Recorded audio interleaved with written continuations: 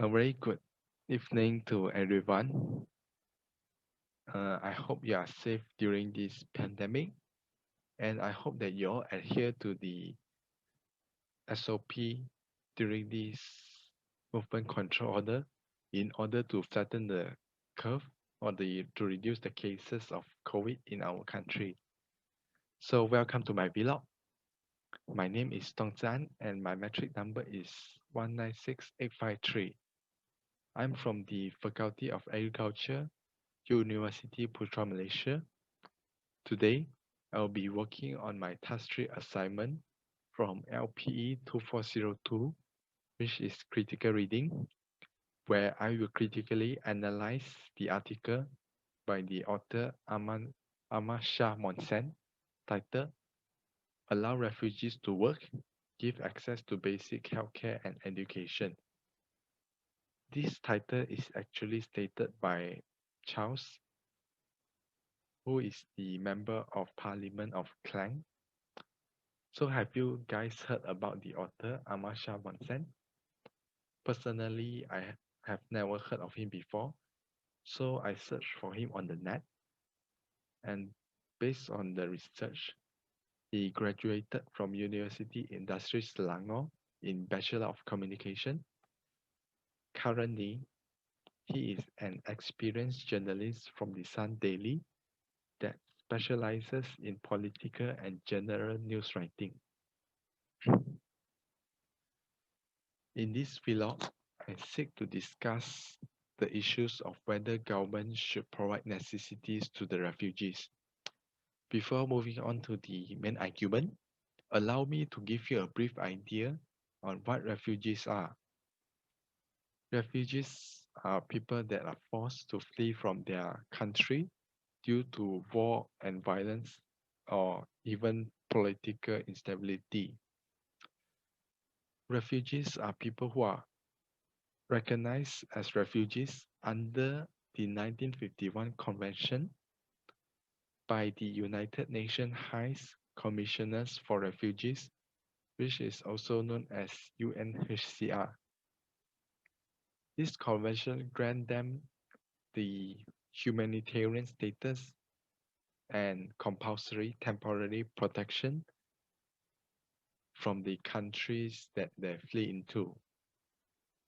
Currently, there are about 170,000 refugees registered with UNHCR that resides in the country illegally, which includes the Rohingya, the Chin community, Palestinians, and many others. However, Malaysia is one of the countries that did not sign the convention because our government do not wish to attract these refugees from the neighboring country, fearing that they will cause a social problem in the country. So this is actually quite a hot topic for discussion, whether or not we should accommodate these refugees.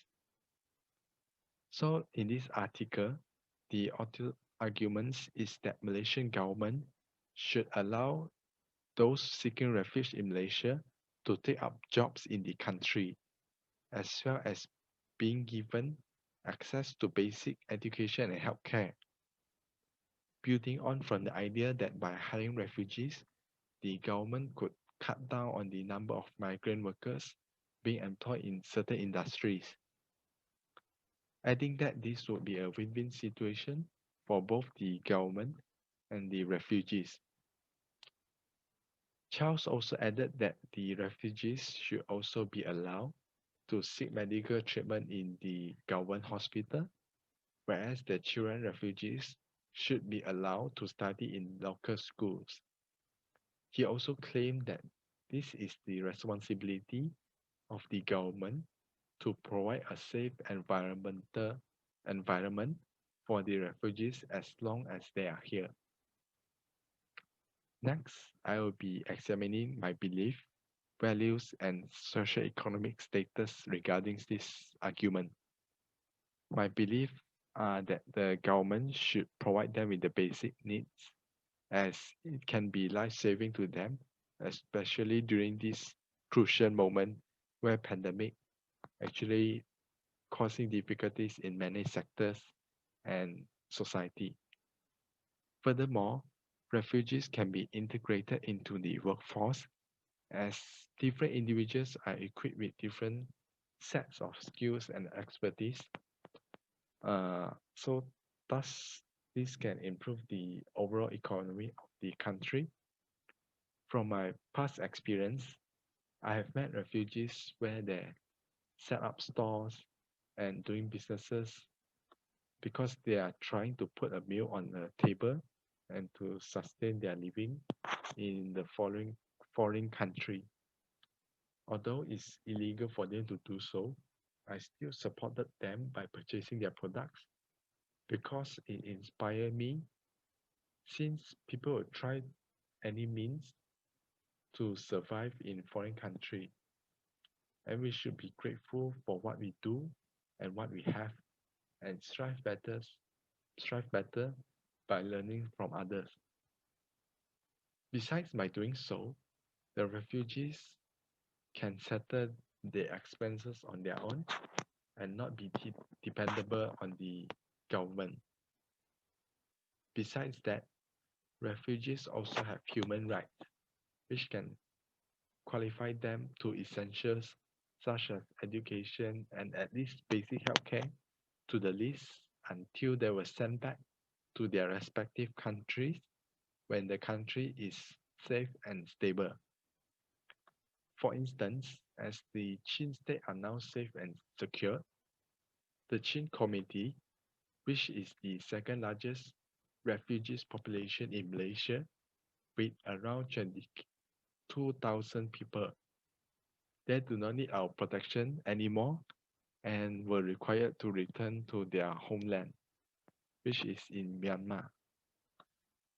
My values, on the other hand, is that refugees have their own rights, and as a country, or at least to the minimum as a community, it's humane for us to provide them with the essentials. Now, for the social economic status, as a lower class citizens, I think that the government should tax middle and upper class to improve its policy and legalize the refugees to work, as this would stimulate the economy and helping them. This demonstrates my belief, values, and socio-economic status have reinforced the author's view. And also based on the belief, values, and socio-economic status mentioned previously, it is clear that I agree with the opinions of the author.